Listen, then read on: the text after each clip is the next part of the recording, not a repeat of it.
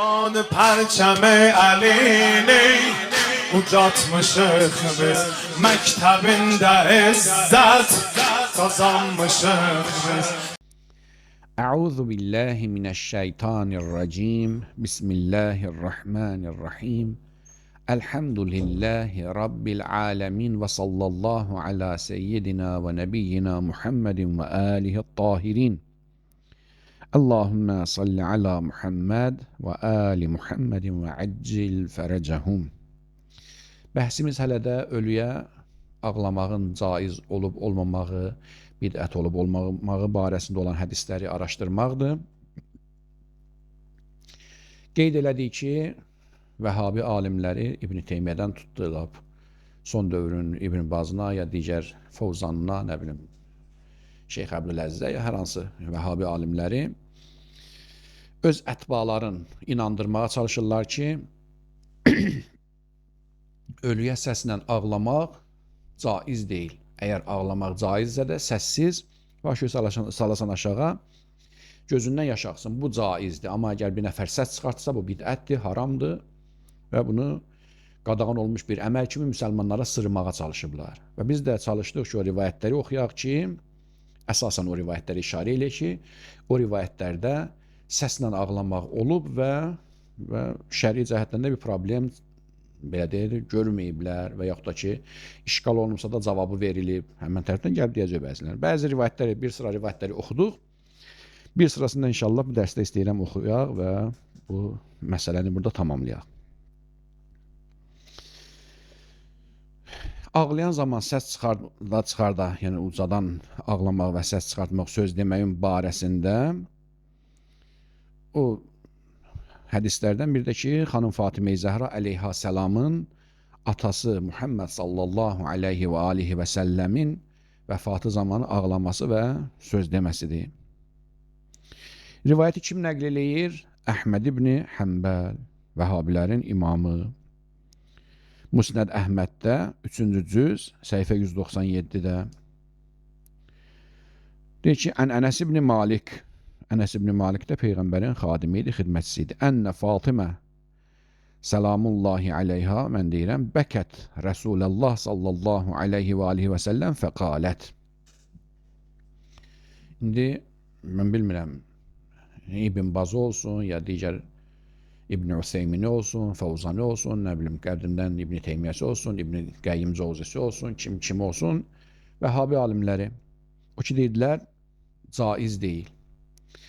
Əgər şiə cəhətindən baxsaq, xanım Fatimə-i Zəhra əleyhissalam ismət sahibidir, məsumədir və Allah Teala Quranda pak-pakizə təmizdir. Bundan haram şey baş verə bilməz. Sünni meyarı ilə baxsaq, onda səhabədir və səhabənin əməlini höccət bilir. Sünnilər səhabənin əməlini höccət bilir. Deməli, şiələrin cəhətindən xanım Zəhra əleyhissalam məsumədir, bir üçün höccətdir. Onlar üçün də səhabə olduğu üçün sözü höccətdir və əməli höccətdir. Və Peyğəmbərin də ciyərparəsi, qızı, gözünün işığı və ən çox sevdiyi bir şəxsdir. Məyər Peyğəmbərin şəriyyətini xanım Zəhradan İbn Teymiyyə daha yaxşı bilərdi, nə bilim, Fovzan yaxşı bilərdi, İbn Baz yaxşı bilərdi, heç belə bir şey ola bilməz. Ənəs ibn Malik nəql edir, özdə rivayətdə dedik ki, Əhməd ibn Həmbəlin kitabında, qabaqdakı kitablarda gənə oxuyacam və Hakim Nisabidəki hədis səhih hədisdir. Ənə Fatimə bəkət Rəsuləllah fəqalət. Xanım Zəhra əleyhissalam ağladı və deyirdi, yəni sözdə çıxardırdı ağzından. Ya əbətah, min Rabbihima ədnah, ağlaya-ağlaya bu sözləri qışqırır. Qışqırma demək, ya ağlaya-ağlaya bu səs çıxardırdı. Yəni ən azından səs çıxırdı ki, Ənəs eşidirdi də. Ənəs, xanım Zəhranın ürəyindən keçəni bilməz ki, ağzından çıxan sözləri eşidirdi. Xanım Zəhra həm ağlayır, həm də səs çıxardırdı. Nə deyirdi? Fəqalət. Ya əbətah, ey ata, ey məsələn deyir, ürəyimi yandıran ata bu mənada da. Min Rabbihima ədnah, necə də sən Rəbbinə yaxınsan. Ya əbətah, ilə Cibrilə yən'ah, ey atacan, yəni dərdimi məsələn deyir, sənin müsibətində yən'ahu, ilə Cibrilə yən'ah, yəni Cəbrəil sənin ölüm xəbərini məsələn deyir mələklər ya bu mənada. Yən'ahu, yəni ölüm xəbərin verməyə deyirlər. Ya əbətah, cənnətül firdəvsi məvah, ey ata, ey o şəxs ki, Firdos cənnəti sənin məvandır. Hələ işimiz yoxdur bu sözlər nədən danışır? Hələ ən azından bu qədər dəlalət edir ki, xanım Zəhra əleyhissalam atası üçün səslə ağlayırdı və bu cümlələri deyirdi və kənarda da Ənəs ibn Malik, indi pərdənin o üzündə idi, bu üzündə idi, ondan işarə eləməyib, bu sözü eşidirdi demək. Ölü üçün səslə ağlamaq, səs çıxartmaq söz demək qadağan deyilmiş. Həm ağlayırdı, həm də bu səsləri çıxardırdı. Amma hansı ki, İbn Baz dedi, səs çıxsa, haram çünki de Peyğəmbər işarə elədi ki, bu olmasın, ağızdan söz çıxmasın. Orada da qeyd elədi ki, Peyğəmbərin məqsədi işarə eləyəndə ki, bu olmasın, yəni ağzınızdan pis söz çıxmasın. Nəinki ağzından söz çıxmasın ya səs çıxmasın. Yəni Peyğəmbərin hədisini tamamilə təhrif olunmuş bir formada, özlərinə sərf eləyən formada yozublar. Bu dedi ki, Əhməd ibn Həmbəlin müsnədində hədisin nömrəsi 12619-cu hədis. Eyni həmən hədisi digər alimlər də nəql eləyib. Hakim Nisaburi Əl-Müstədrək Əl-Səhihin kitabında, Kitabul Məğazi və Sərayada 3-cü cüz səhifə 59-da hədisin nömrəsi 4452-də. Deyir ki, həddəsəni əbi nəbilin filan kəsdən gəlir çıxır Ənəs. Yenə də hədisi Ənəsdən nəql eləyir. Ənə Fatimə bintə Rəsulillah sallallahu aleyhi və aleyhi və sələm fəqalət ya əbətah ey atacan mən Rəbbəhu ma ədna, eyni yuxarıda dediyimiz sözü deyir. Sonra deyir ki, Hâzâ hədîsun sahih əla şərti şeyxeyn və ləm yuxricahu. Bu hədis həm Buxarinin, həm də Müslimin şərtləri əsasında səhih hədisdir. Amma heç birisi bu hədisi gətirməyib. Nə qədər bu cür sözlər demək olar ki, Hakim Nisaburi o Müstədrək kitabın yazmaqdan məqsədi o idi ki, Buxari və Müslimin gətirməli olub, gətirmədiyi hədisləri çıxartsın və yazsın, bir kitab şəklində toplasın. Və onu da eləyib. Və deyir ki, bu hədis həm Buxarinin, həm Müslimin şərtlərinə uyğun olaraq səhih hədisdir. Amma heç birisi yazmayıblar. İndi ki, Buxari və Müslimi yazmalıdır. Onda olan şərtləri doğrulubsa, elə bil ki, Buxaridə sanki gəlib, hədis səhih hədisdir və Əhməd ibn Həmbəl də nəql edib, digərləri də nəql ediblər. Sünən Nisaidə təxminən eyni həmən gəlibdir, həmən cümlə ilə gəlibdir. Xanım Zəhra əleyhissalam ağladı və atası üçün bu sözləri deyirdi. Deməli, onda xanım Zəhra əleyhissalamın əməli bir səhabə kimi höccətdir. Gərək sünnilər də vəhabilər də qəbul eləsinlər. Bizim üçün ki, problemimiz yoxdur. Bizim üçün deyirik, İsmət-i Kubra sahibidir və 14 məsumun biridir və bütün imamların da Əli Əleyhisselam istin olmağının anasıdır. Və bizim üçün ən zirvədə olan 3-cü şəxsli Peyğəmbər Əli Əleyhisselam və xanım Zəhra Əleyhisselam bizim üçün zərrə qədər problemi yoxdur. Yəni bizim üçün onun əməli də, sözü də, hər şey höccətdir.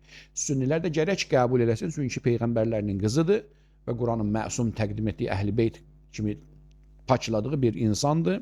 Və səhabənin də əməl höccət bilirlər. Amma təəssüflər olsun ki, insanları bu cür aldadırlar və Peyğəmbərin dediyi hədisi özlərinə sərf eləyən kimi yozub, insanların beyninə yeridirlər.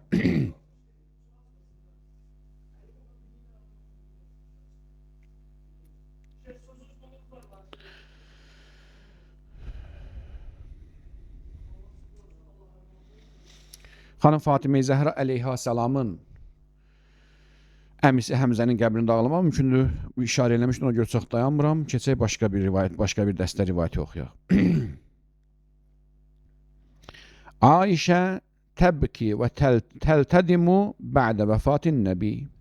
Aişə Peyğəmbər sallallahu aleyhi və alihi və səlləmin vəfatından sonra ağlayır və iltidam edir. İltidamın mənasını görə İbn-i Əsir necə deyib bundan sonra? İbn-i Əsir Ən-Nihayə fi Qəribil Hədisi vəl-Əsər kitabında Babul-Lam Mə'əddal bölümündə 4-cü səhifə 245-də əvvəlcə lüğəti cəhətdən iltidam məslərini araşdıraq və onun iltədəmə feili nə məna verir, ondan sonra qayıdıb hədisi oxuyarıq. Çünki mühümdür bu şey. İbn-i Əsir böyük sünni alimlərindəndir, həm sünni, həm şiə.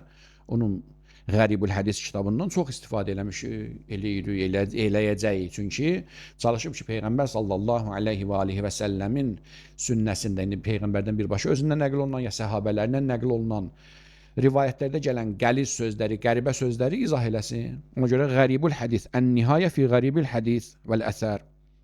Hədis və əsər, hədis Peyğəmbərdən, yəni məsulan sadir olan əsərdəki, yəni səhabələrdən və tabeylərdən nəql olunan xəbərlərdə gələn qərib, yəni qəribə sözlərin izahı olan lüğət kitabı. Həmən kitabdadır İltidam Darbun nisa vechəhünnə fin-niyahə. Bunu mən demirəm. Bunu kim deyir? İbn Əsir, böyük sünni alimidir, şiə alimi deyil və həmən o kitabında yazıb, əqaid kitabı deyil, sözdə gələn, yəni qrammatik cəhətdən hədisdə gələn sözün ərəb dilindəki mənasını izah eləməyə çalışır. Deyir ki, vəl iltidamu, iltidam sözünün mənası darbun nisa vechəhünnə, qadınların üzünə çırpa-çırpa, fin-niyahə, ölü üçün, ağlayan zaman ölü üçün səslə ağlayan, niyahə, nohə oxumaqda nohə sözündəndir. Qadınların ölünün üstündə nohə oxuyan zaman üzlərinə çırpmağına iltidam deyərlər. İndi qaydaq, görək Ayşə neynirmiş, iltidamı başa düşəndən sonra. Hədisi oxuyuram, birinci hədisi oxuyuram. Əhməd ibn Həmbəlin müsnədindən 6-cı cüz, səhifə 274-də, hədisin nömrəsi 25816-da. Deyir ki, Abdullah ibn Zübeyir, Yahya ibn Ubbad ibn Abdullah ibn Zübeyir ən əbihi. Yəni Abbad ibn Abdullahdan. Yahya nəqil kimdən? Atasından. Qal, səmi'tu Ayşə təqul. Deyir ki, Ayşədən eşitdim ki, belə deyirdi. Matə Rəsulullah sallallahu aleyhi və alihi və səlləm beynə sihri və nəhri. Sanki bir sinəmdən boğazım lazım. Yəni Peyğəmbərin başını almışdım qucağıma. Peyğəmbər mənim qucağımda dünyasını dəyişdi. Təbii ki, bizim etiqadımıza görə Əli əleyhissalamın qucağında dünyasını dəyişdi. Bu hələ işimiz yoxdur. Ayşənin yalanıdır, palandır, işimiz yoxdur. Bizə lazım olan biz ağlamaq hissəsidir. Və fi dəvləti ləm azləm fihi əhədən fəmin səfəhi və hədasəti sinni. Deyir ki, və fi dəvləti ləm uzləm fihi əhədən, ləm azlimu fihi əhədən. Dəqiq başa düşmədim, yəni yalandan deyə bilmərəm ki, nə demək istəyir Ayşə? Fəmin səfəhi və hədasəti sinni, və bu da mənim axmaqlığımdan, nə bilim deyək, yaşımın azlığından gəlirdi ki, ənnə Rəsulullah sallallahu aleyhi və alihi və səlləm qubida və huvə fi hicri, Peyğəmbər dünyasını dəyişəndə mənim qucağımdaydı. Thumma vada'tu ra'sahu ala visadətin, sonra qucağımdan Peyğəmbərin mübarək başını götürdüm, qoydum balışın yastığın üstünə, və qumtu əltədimu ma'an nisa və adribu vəchi, başladım qadınlarla belə üzümüzə çırpmağa belənsi və üzümüzə iltidam eləyirdi, yəni qışqıra-qışqıra üzümüzə vururdu və çırpırdı, qadınlarla belə üzümüzə vururdu. Bunu kim deyir? Əhməd ibn Həmbəl nəql eləyir Musnədində, hədisində nömrəsini dedim. İbn Həcər Əsqəlani, bu da ki, böyük sünni alimidir. Fəthül Bari fi şərhi Səhih Buxari kitabı ki, Səhih Buxarinin ən böyük şərhlərindən və ən gözəl şərhlərindəndir. İbn Həcər Əsqəlani də 5-ci cüz, səhifə 54-də, hədisin nömrəsi, qoy hədisin nömrəsində yox, hədisin nömrəsi, və qəd əxrəcə Ömər uxtə Əbi Bəkir hinə nahət hissəsini danışanda və sələhu İbn Səd fi təbəqat bi isnadin sahih. İbn Həcər Əsqəlani deyir ki, İbn Səd təbəqatında bu hədisi gətiribdir, bi isnadin sahih, hədisin sənədi səhihdir. İbn Həcər Əsqəlani kimi böyük hədis alimi şəhadət verir ki, hədisin sənədində problem yoxdur. Min tariqi Zuhri, Zöhrünün yolu ilə nəql edib hədisi səhih formada, onların sənədlərinə görə, ən Səid ibn Müsəyyib qal, ləmmə tuvuffi Əbu Bəkr əqamət Ayşə aleyhi min Nuh aleyhi ən-Nuh, əqamət Ayşə aleyhi ən-Nuhə. Diqqət edin bir dəqiqə, deyir ki, elə ki Əbu Bəkir öldü, İbn Həcər Əsqəlani deyir, elə ki Əbu Bəkir öldü, Əbu Bəkir öləndən sonra Ayşə Meydin üstündə, cənazənin üstündə Nuhə məclisi qurdu. Əqamət, yəni bərpa etdi. Nuh, yəni ölü üçün səsindən ağlamaq. Nə deyir? Hə. Belə deyir. Deyir ki, fəbələğə Ömər fənəhəhunnə. Xəbər çatdı Ömərə ki, Ayşə öz dəstəsi ilə Əbu Bəkirin üstündə Nuhə qurub səslə ağlaşırlar. Fənnəhəhunnə. Ömər onları qadağan elədi ki, ağlamayın. Fəəbəynə. Qadınlar Ömərin sözünə baxmadılar, başladılar uca səsindən ağlamağa. Fəqalə li Hişam ibn-i Vəlid. Ömər, Hişam ibn-i Vəlidin kimsə yanındakı o əsgərlərindəndir, səhabələrindən, kimlərindəndir Ömərin yanındakılardan. Ona belə dedi. Hişam ibn-i Vəlid dedi ki, Uxruc ila beyti Əbi Quhafə. Yəni Ummu Fərvə. Get, əxric ilə beyti Əbi Quhafə, yəni Ummu Fərvə, fəalaha biddurrə darabat. Bilmirəm, indi burada əxric oxuyaq, ya uxruc oxuyaq. Elə başa düşürəm ki, uxruc, çünki sonraki rivayətlər ki, oxuyacam, oradan belə başa düşürük ki, yəni çıx get, daxil ol, Əbu Bəkir, beyti Əbi Quhafə, yəni Əbi Quhafə Əbu Bəkirin atasıdır. Mümkündür ki, indi həmən ev atasının evidir, Əbu Bəkirə qalmışdı. Nəysə deyir ki, get Əbu Quhafənin evinə. Yəni Ummu Fərvə. Ummu Fərvə də Əbu Bəkirin bacısıdır. Fəalaha biddurrə darabat. Getdi, oradan nəsə bir ağac götürdü, əlində bir əsa vardı, nəyi varsa, ondan başladı indi o divara, qapıya zərbələr vurmağa. Fətəfərrəqən nəvaihu hinə səmi'nə bizalik. Elə ki, bu kişi, nə bilim, Vəlid ibn Hişamdır, nəydi o kişi gəldi, əlində ağac başladı çırpışdırmaqla, qapını vururdu, divara vururdu, nəyə vururdusa, o Nuhə eləyən qadınlar bu şeyləri eşidən kimi dərhal dağılışdılar. Və vəssaləhu İbn Rahawey fi musnədihi min vəcihin axər ən zuhri və fihi fəcələ yuxricuhunnə imrəətən və huvə yadribuhunnə biddurrə. Deyir ki, başqa bir sənədlə İbn Rahaweydən nəql eləyib. Deyir ki, özü durdu qapının ağzında, onları, qadınları qovdu, çıxartdı və imrəətən, qadınlar bir-bir qapıdan çıxdıqcan, həmən o şəxs, Hişam ibn Vəlid onların indi belinə mi, başına mı vururdu? Və huvə yadribuhunnə biddurrə. Əlindəki ağacdan çırpırdı ki, siz niyə ölünüzdə neyinirsiniz? Niyahə eləyirsiniz, Nuhə oxuyursunuz, niyə səsindən ağlaşırsınız? Sual. Həmən o məclisi kim qurmuşdu? Ayşə.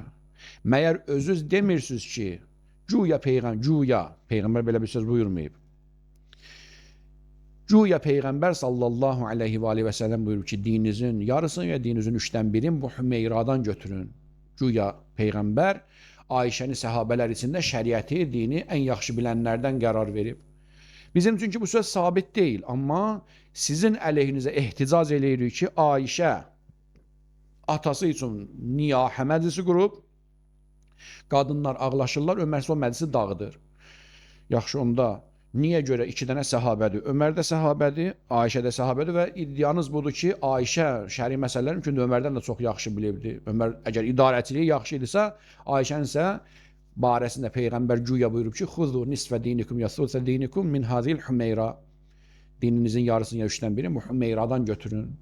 Yalandan Peyğəmbərdə bu hədisi nisbət vermişsiniz. Yaxşı, onda niyə götürmürsünüz? Niyə görə Ayşənin bu hədisini götürmürsünüz ki, atası üçün Nuhə məclisi qurmuşdu, ağlaşırdılar, nə bilim, səslə ölü üçün vaveyla deyirdilər və o kişi gəldi, döyə-döyə onları oradan çıxartdı.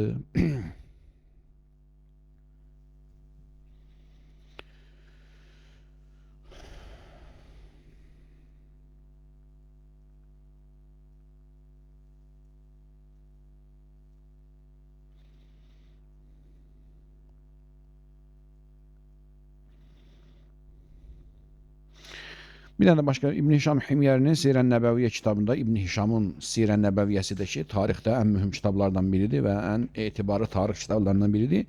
2-ci cüz səhifə 655-də deyir ki, Ubbad deyir, qalə səmiyyətu Ayşə təqul matə Rəsulullah sallallahu aleyhi və aleyhi və səlləm.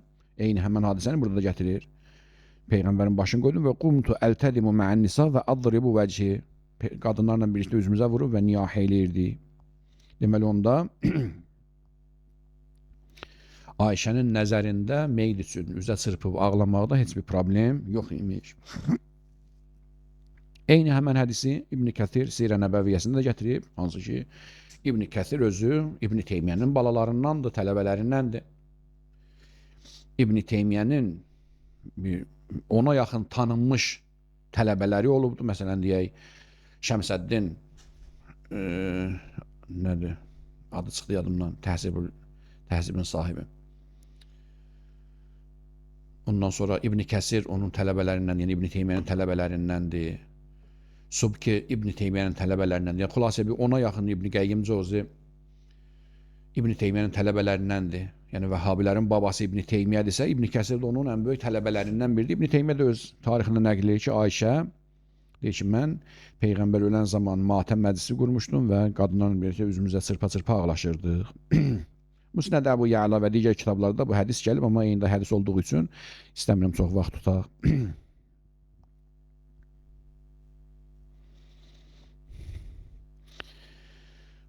Deyir ki, Fəthül Bari kitabında İbn Həcər Əsqəlani Fəthül Bari fi Şərh Səhih Buxari kitabında 5-ci cüz səhifə 54-də Fəthül Bari fi olmalı deyil, Fəthül Bari ya Şərh Səhih Buxari deyil, onda fi yoxdur orada zahirən. 5-ci cüz səhifə 54-də hadisəni belə nəql edirdi və qəd əxrəc Ömər uxtə Əbu Bəkir hinə nahət.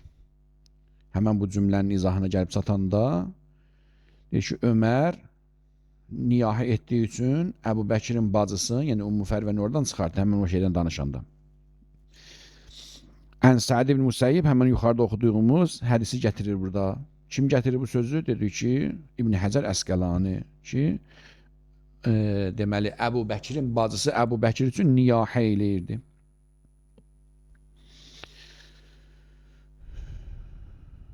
Deyir ki, başqa bir rivayətdə İbn Həcər Əsqəlani Əl-Mətalibul Aliyə kitabında Kitabul Cənayizdə 5-ci cüz səhifə 374-də hədisin nömrəsi 850-də. Burada maraqlı bir epizod var, istəyəm onu oxuyam. Zöhrüdən nəql edir, Səid ibn Musayyibdən qalə ləmmə matə Əbu Bəkir bukiyə aleyh. Elə ki, Əbu Bəkir öldü, başladı onun üçün ağlaşılmağa. Fəqalə Ömər ənnə Rəsulullah sallallahu aleyhi və alihi və səlləm qalə innəl meytə yuəzzəbu bi bukail həyyi fəəbəv illə ən yəbku. Ömər qayət dedi ki, Peyğəmbər sallallahu aleyhi və alihi və səlləm buyurub ki, meyyid onun üzərində ağlayan dirilərin ağlaşmağına görə əzab olunur. Yəni ağlamın, meyyidin üstə ağlamın, çünki meyyidi əzab eləyərlər. Fəəbəv illə ən yəbku. Ömərin sözünə baxmadılar, ağlaşmaqlarını davam etdilər. Fəqalə Ömər li Hişam ibn-i Vəlid qum fəəxricin nisa. Qalx, qadınları otaqdan çıxart. Fəqalət Ayşə uhricukə.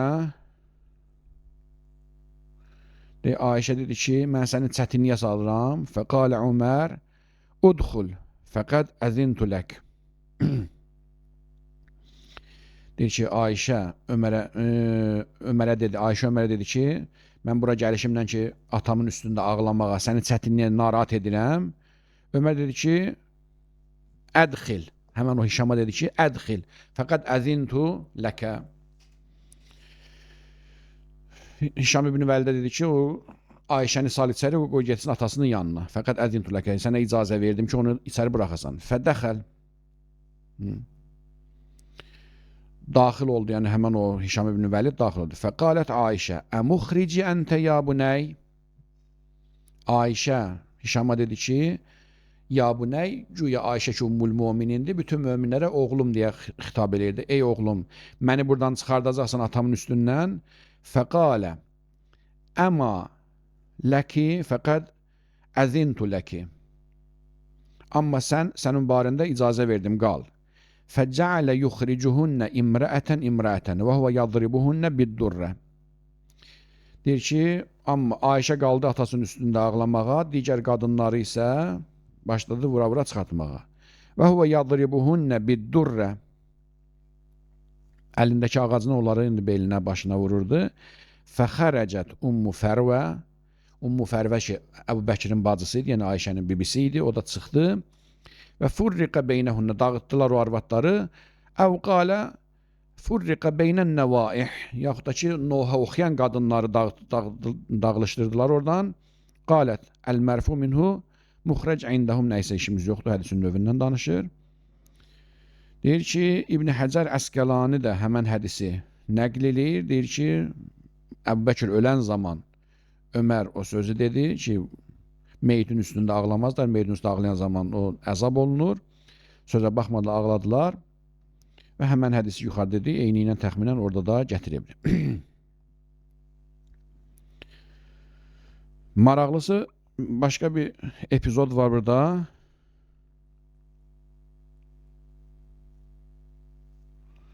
O da bundan ibarətdir ki, Ömər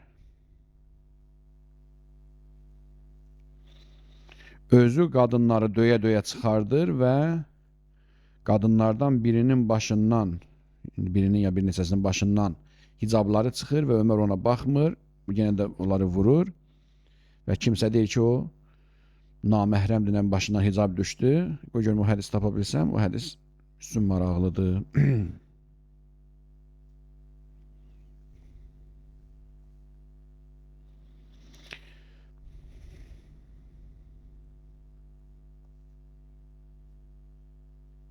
Bəli.